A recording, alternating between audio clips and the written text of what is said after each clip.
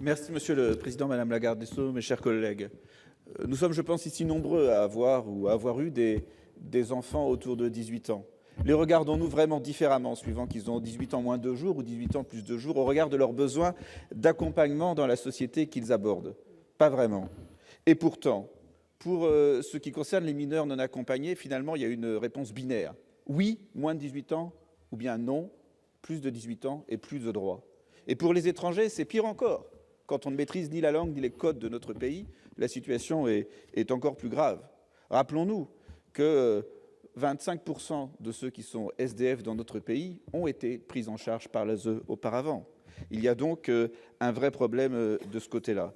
Madame la ministre, je veux saluer la volonté de l'État de mieux encadrer et harmoniser l'évaluation de la minorité, parce que c'est important et aujourd'hui, nous avons parfois des méthodes inacceptables.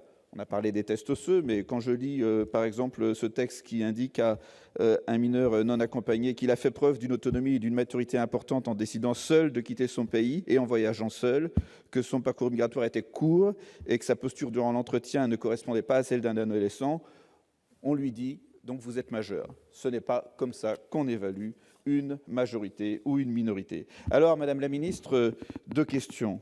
La première, doit-on considérer qu'il est logique aujourd'hui de faire des reconduites à la frontière sauvage entre la France et l'Italie de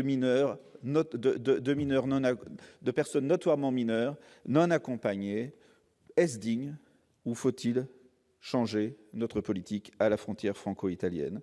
Et compte tenu de ce que j'indiquais tout à l'heure, comment accompagner un passage à la majorité d'un jeune qui a été pris en charge par l'aide sociale à l'enfance et qui a besoin d'un accompagnement spécifique, en particulier pour le droit au séjour et l'intégration dans notre société? Je vous remercie. Merci. Madame la ministre, vous avez la parole.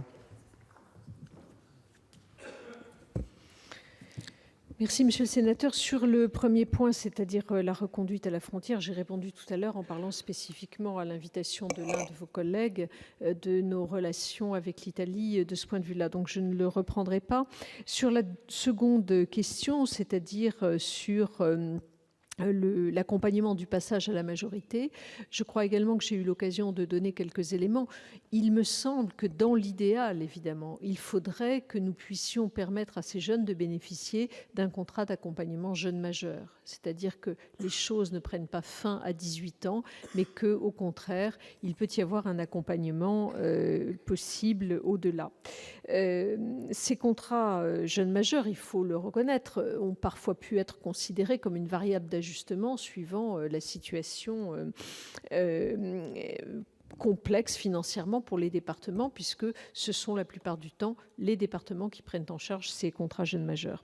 Voilà, donc moi, ce que je souhaite, c'est que nous puissions, dans le plan que nous allons élaborer à la suite de la mission d'évaluation dont j'ai évoqué la mise en œuvre tout à l'heure, je souhaite que nous puissions réellement avoir la possibilité de mettre en place ces contrats jeunes majeurs de manière plus incitative et que nous puissions également regarder la possibilité donnée aux jeunes qui pourraient en bénéficier une carte de séjour avec mention salarié ou mention travailleur temporaire lorsqu'il doit poursuivre la fin d'une formation ou la fin de ses études. Il me semble que cela pourrait être une solution transitoire importante et intéressante.